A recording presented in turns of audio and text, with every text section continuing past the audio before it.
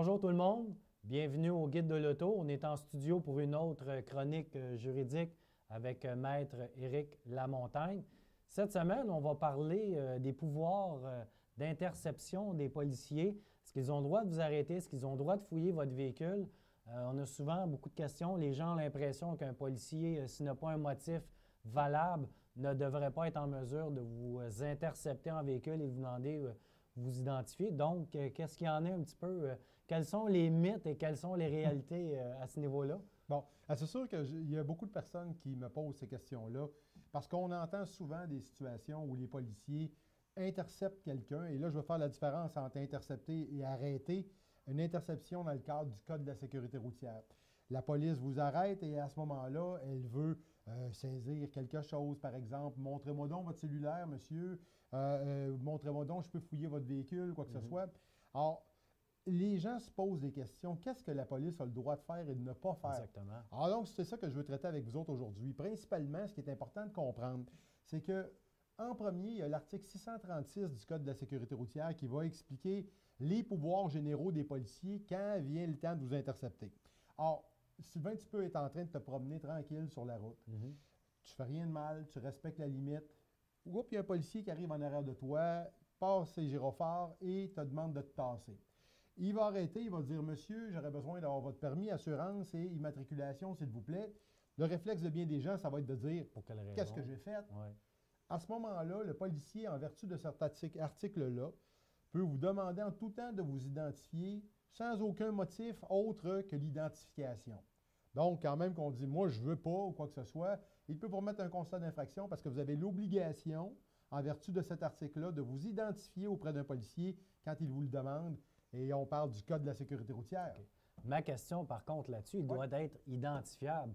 Donc, les uniformes qu'ils ont actuellement, ou des fois, on voit des policiers dans des voitures banalisées. Est-ce qu'un citoyen, j'imagine que c'est déjà arrivé, un citoyen ne s'est pas arrêté parce que dans sa tête, c'était pas un policier, puis peut-être il craignait.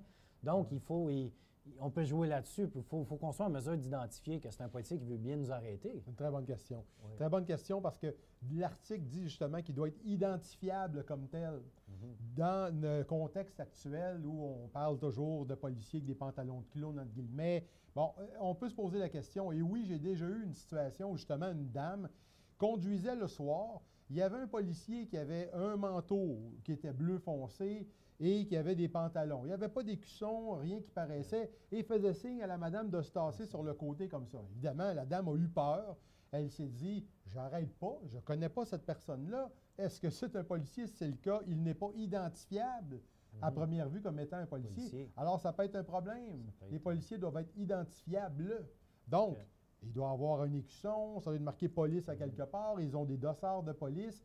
Alors, ça, c'est la responsabilité du policier, quand vient le temps de faire une opération comme ça, de s'assurer qu'il est identifiable. Une fois qu'il vous a arrêté, quels sont ses droits? Si jamais il voit quelque chose, est-ce qu'il peut aller plus loin? Est-ce qu'il peut vous demander votre téléphone? Est-ce qu'il peut, ou il est tenu de respecter certains droits dont vous avez? Je vais, si tu me permets, commencer par la perquisition. Donc, pour bien situer les gens, je vais vous lire l'article concernant la perquisition pour que vous compreniez bien de quoi il en ressort. OK? Premièrement, on parle à ce moment-là de l'article 95 du Code de procédure pénale. La perquisition est la recherche dans un endroit en vue d'y saisir une chose animée ou inanimée, susceptible de faire la preuve de la perpétration d'une infraction, dont la possession constitue une infraction, qui a été obtenue directement ou indirectement par la perpétration d'une infraction. En gros, quand on parle de perquisition, c'est cet article-là. Mais voyons maintenant son encadrement. Comment il est encadré? C'est-à-dire que la perquisition est autorisée par mandat. Elle peut l'être également par un télémandat. Et si les circonstances, évidemment, s'y prêtent, parce qu'on parle de mandat versus télémandat, on est à l'autre bout d'un champ, à 2 heures de toute vie terrestre, comme on dit. Il n'y a pas de rien particulier où j'ai besoin d'un mandat. Il y a quelque chose qui se passe à cet endroit-là et je dois avoir un mandat rapidement. Le télémandat est la chose qui est utilisée. Autrement dit, on peut en obtenir un à distance dans un cas d'urgence. D'accord? Et ce qui est bien important, quand on parle toujours de l'encadrement de la perquisition, elle ne peut être effectuée sans mandat ou télémandat que si le responsable des lieux consent à la perquisition ou que s'il y a urgence. Donc, si le policier vient, il n'a pas de mandat, il veut fouiller, la personne va choisir à ce moment-là, j'accepte ou j'accepte pas que la personne fasse une perquisition dans mon véhicule. Si le policier insiste, il devra à ce moment-là y avoir une urgence ou qu'il ait des motifs de croire qu'il y a une infraction qui a été commise sur le point d'être commise ou pour sa propre sécurité. OK? Mais ce qui est à retenir là-dedans, c'est que principalement, quand on veut avoir une perquisition et qu'on est policier, mandat ou télémandat. Sinon, la personne, on va voir souvent, le policier elle va dire, est-ce que vous me permettez de fouiller dans votre voiture ou de faire quelques vérifications? Voulez-vous ouvrir votre coffre? Quelque chose comme ça. Alors, la personne doit retenir que, avez-vous un mandat ou un télémandat? Et à ce moment-là, si ce n'est pas le cas, à vous de décider si vous lui permettez ou non de faire cette perquisition-là.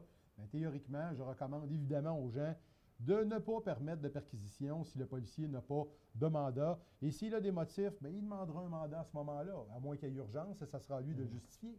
Dans le cas d'un téléphone cellulaire, donc, s'il vous le demande, vous avez le loisir d'accepter ou non, s'il croit que vous étiez en possession de votre téléphone à faire un appel, il voudrait vérifier votre registre d'appel, vous êtes en droit d'accepter ou non parce qu'il n'a pas de mandat, en fait. Oui, en fait, si tu me permets, juste avant d'entrer dans la saisie, je veux juste faire une petite parenthèse en parlant de la règle qu'on appelle du plain view. OK? Terme anglais, le plain view, quelque chose qu'on peut voir à vue. Donc, le policier, ça peut être une exception à la perquisition. Si le policier arrive, par exemple, intercepte un véhicule, la personne baisse sa fenêtre, ça sent le cannabis à plein nez, il y a un gros sac auquel on peut voir des sacs Ziploc ou peu importe. La règle du plain view va permettre au policier à ce moment-là d'aller faire des vérifications s'il y a des motifs. Alors, ceci étant dit, je reviens maintenant à la saisie du téléphone. Ce qui est bien important de comprendre là-dedans, c'est que, premièrement, quand vous vous faites intercepter dans le cadre du Code de la sécurité routière, là, on parle de l'article 439.1, qui est le cellulaire au volant, faire usage d'un appareil muni de fonction téléphonique. Alors, dans cette situation-là, si le policier arrête et vous demande, par exemple, de regarder votre cellulaire, vous demande si vous avez un cellulaire, posez-vous toujours la question suivante. Le policier qui vous intercepte, là, il doit avoir constaté une infraction. Minimalement. Hein? Exact. Alors donc, s'il vous demande votre cellulaire, est-ce que c'est parce qu'il n'a pas bien vu? Théoriquement, si vous lui donnez votre cellulaire, vous vous auto-incriminez. Hein? À ce moment-là, je permets à la poursuite d'aller de chercher faire la sa preuve qu'il veut. Exact. Exactement. Alors, dans cette situation-là, évidemment, je ne vous dis pas d'être impoli avec les policiers, loin de là. Cependant, s'il vous demande votre cellulaire, posez-vous toujours la question, mon cellulaire, s'il m'arrête pour cellulaire, il a déjà vu que j'avais un cellulaire, n'est-ce pas? Alors, en lui permettant de faire ça, premièrement, c'est une saisie qui est abusive. Et dans un deuxième cas, vous n'avez pas besoin, en faisant ça, de vous auto-incriminer. C'est bien important que les gens comprennent ça. D'ailleurs, si tu me permets, à cet effet-là, les tribunaux sont penchés sur ces décisions-là parce qu'on en parle énormément et je dois dire aussi qu'il y a des tribunaux qui ne vont pas nécessairement tous du même côté. Il y a la question, bon, qu'est-ce qu'on fait si le cellulaire est protégé par un mot de passe? Est-ce qu'on y donne le mot de passe ou non? S'il n'y a pas de mot de passe, est-ce que c'est une entrée gratuite, comme on dit, puis on y va?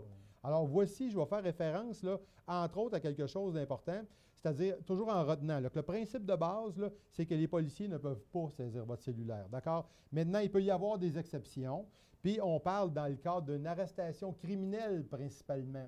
Quand le policier veut faire une saisie, il est en état d'arrestation. Quand on se fait, par exemple, arrêter, nous sommes interceptés par les policiers. On n'est pas dans le code criminel, on est dans le code de la sécurité routière. Or, la Cour suprême du Canada, le plus haut tribunal du pays, s'est prononcée dans une décision qui s'appelait l'arrêt Caven-Ferron contre la Reine. OK? Je vais vous entretenir sur deux petites choses que dit le juge qui vont vous aider à comprendre vraiment le principe. Pour être conforme à l'article 8 de la Charte canadienne des droits et libertés. L'article 8, c'est la protection contre les fouilles et les saisies abusives. OK? Donc, pour être conforme à cet article-là, qui protège les citoyens des fouilles abusives, une fouille accessoire d'un téléphone portable doit suivre une arrestation légale et avoir des objectifs de protection des policiers, du public ou du suspect, ou de conservation ou de découverte de la preuve, ou encore d'identification d'autres suspects. Là, on est dans le criminel, là, OK? Et en plus de ça, il ne faut pas oublier le principe de tantôt. Si la police vous intercepte parce que vous avez fait l'usage d'un téléphone, il a fallu qu'elle le voie. Si elle ne le voit pas, elle n'est pas supposée vous arrêter. OK? Ensuite de ça, Il est important aussi de regarder que la conclusion de ça, là, on dit qu'un policier ne peut pas saisir le téléphone d'un automobiliste en vertu d'une infraction au code de la sécurité routière. Un, il n'est pas en état d'arrestation. OK? Deuxièmement, il s'auto-incrimine. Et troisièmement, le policier doit déjà savoir pourquoi il l'intercepte, n'est-ce pas? Alors, est-ce qu'il y a eu des cas où ce que le policier l'a fait et puis la personne a été acquittée? Ou, Justement. Il y a une cause en particulier, là, le comité de déontologie policière, qui, elle, évidemment, a le mandat de vérifier si le policier respecte son code de déontologie. Il y a une décision qui a été rendue par rapport à ça qui est assez intéressante. Et le commissaire s'est exprimé de la manière suivante concernant un policier, justement, qui a demandé à quelqu'un de prendre son cellulaire, il l'a pris, et il a fouillé dans le cellulaire pour voir si la personne avait appelé ou s'il y avait eu usage de ce téléphone-là à l'heure de l'infraction. Donc, pour se constituer une preuve. Exactement. Voici comment le comité a réagi. L'agent Barry, qui s'appelle Barry dans cette cause-là, n'avait aucune justification pour agir de cette manière. Là, on parle de saisir un cellulaire. Ajoute le fait pour un policier de méconnaître les limites des pouvoirs qui lui sont consentis et faire fi des droits et libertés des citoyens n'est pas dépourvu de toute gravité. La saisie et l'examen du téléphone dans les circonstances constituaient une fouille abusive et portent atteinte aux droits et libertés garantis par la Charte.